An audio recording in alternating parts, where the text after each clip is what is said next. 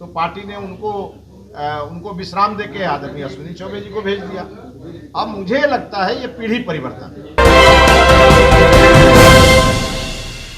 नमस्कार, आप देख रहे हैं पीटीएन न्यूज़ और मैं हूं आपके साथ मनीषा। बक्सर के भारतीय जनता पार्टी के प्रत्याशी पूर्व विधायक मिथिलेश तिवारी एक बड़ा बयान देते हुए नजर आए हैं। तो अपने इस बड़े बयान में वो खुशी जताते हुए नरेंद्र मोदी को धन्यवाद कहते हुए नजर आए। तो आइए सुनते हैं क्या कुछ कहते नजर आए मिथिलेश तिवारी अपने इस बड़े बयान में। जब किसी कार्यकर्ता को बड़ी जिम्मेवारी मिलती है तो कार्यकर्ता के लिए खुशी केवल एक कार्यकर्ता के लिए खुशी नहीं होती है जिसको जिम्मेवारी मिलती है, तमाम कार्यकर्ताओं के लिए खुशी। और ये बीजेपी ही करके दिखा सकती है, ये दूसरी पार्टी में संभव नहीं है। कार्यकर्ता अपना काम करते रहता है और उस पार्टी के बड़े नेतृत्व से, बड़े नेताओं से उसको खबर आती है कि आपको यहाँ भेजा जा रहा है, आप जाइए काम करिए। मैं तो सिपाही हूँ, बीजेपी का सिपाही हूँ। आदरणीय मोदी जी ने मुझे जो काम दिया है उसको मैं बखूबी करूँगा और सर कटा दूंगा, लेकिन मोदी जी के विश्वास को झुकने नहीं दूंगा। और मैं उस बक्सर जा रहा हूँ जहाँ से भारतीय जनता पार्टी की जब स्थापना हुई तो हम सबों के, जिन्होंने हम लोग को उंगली पकड़ के राजनीति सिखाया, आदरणीय कैलाशपति मिश्रा जी, जिनके परिवार के लिए उनके पौत्र यहाँ पर खड़े हैं संतोष, तो उन्होंने हम लोग को उंगली पकड़ के सिखाया। उधार चक्राओं को मुझे प्रणाम करने का अवसर मिलेगा और वहाँ कैलाशपति मिश्र जी के स्मृतियों को संजोने का मौका मिलेगा। तो मेरे जैसा भाग्यशाली तो कोई नहीं होगा कि जिस सीट पे कभी आदरणीय अश्विनी चौबे जी, आदरणीय लालमणि चौबे जी ने जिस सीट का नेतृत्व किया हो और उस सीट पे मुझे भेजा गया हो, तो निश्चित रूप से मेरे लिए सौभाग्य का विषय है। मैं माँ नारायणी के तट पर जन्म लिया हूँ और माँ गंगा की सेवा में मैं बक्सर आ रहा हूँ, तो मेरे लिए सचमुच ये बहुत ही खुशी का क्षण है। और मैं बक्सर की महान जनता को ये विश्वास दिला रहा हूँ कि बक्सर के मान और स्वाभिमान को मैं कभी छूने नहीं दूंगा। और बक्सर जिस विकास के प्रत्याशा में है वह विकास आपके इसी सिपाही के टेन्योर में मैं करके पूरा करूंगा। मैं कहता नहीं हूँ, मैं करके दिखाने वाला हूँ। पहले विधायक और अब लोग देखिए, वो टिकट काटने की बात मत करिए। ये आदरणीय लालमणि चौबे जी उस सीट पे थे, लालमणि चौबे जी की उम्र हो गई तो पार्टी ने उनको विश्राम देके आदरणीय अश्विनी चौबे जी को भेज दिया। अब मुझे लगता है ये पीढ़ी परिवर्तन। और अब मैं, चूंकि आदरणीय चौबे जी हमसे उम्र में भी काफी बड़े हैं, अनुभव में भी काफी बड़े हैं, मुझे लगता है कि चौबे जी के राय परामर्श से ही हमारे केंद्रीय नेतृत्व ने हमको मौका दिया होगा। और ये पीढ़ी परिवर्तन चलता है, कल मैं भी नहीं रहूंगा, कोई और आएगा।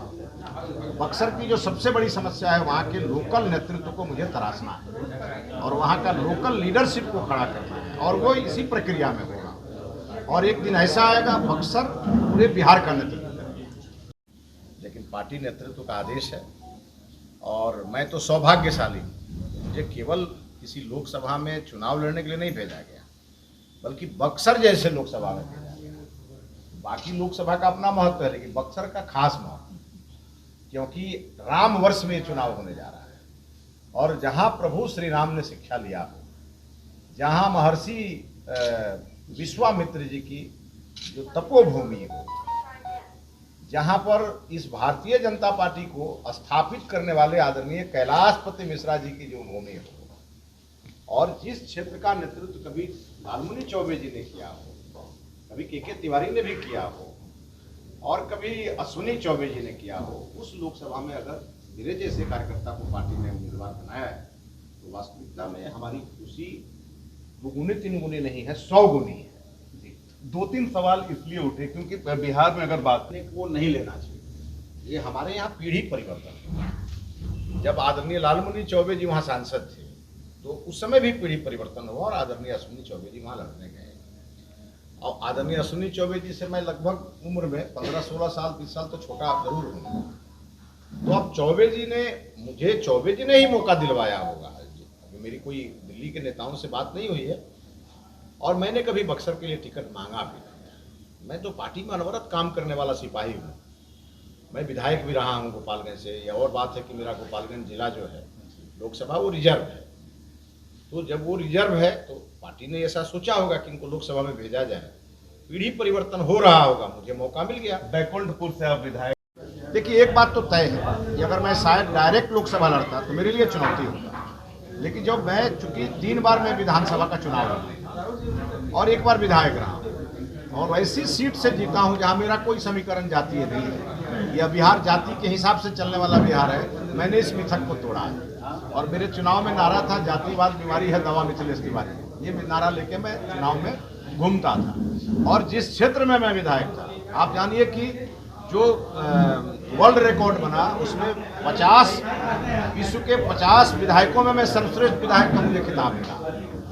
तो इस नाते मुझे अपने काम पर, कर्म पर भरोसा है और मैं बक्सर की महान जनता के चरणों में अपना प्रणाम निवेदित करता हूं। आज उनको होली की बधाई देता हूं। चाहे नौजवान होंगे मैं उनके साथ नौजवान दिखूंगा, किसान होंगे उनके साथ मैं किसान दिखूंगा, हमारी जो माताएं बहनें होंगी उनको मैं भाई और उनका बेटा के रूप में दिखूंगा।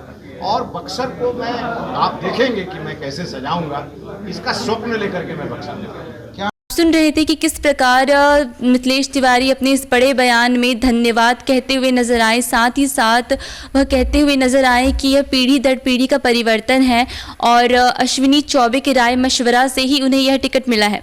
अभी के लिए बस इतना ही। आगे की ताज़ा खबरों के लिए बने रहे PTN न्यूज़ के साथ और जाते जाते चैनल को लाइक, शेयर और सब्सक्राइब करना ना भूलें। धन्यवाद।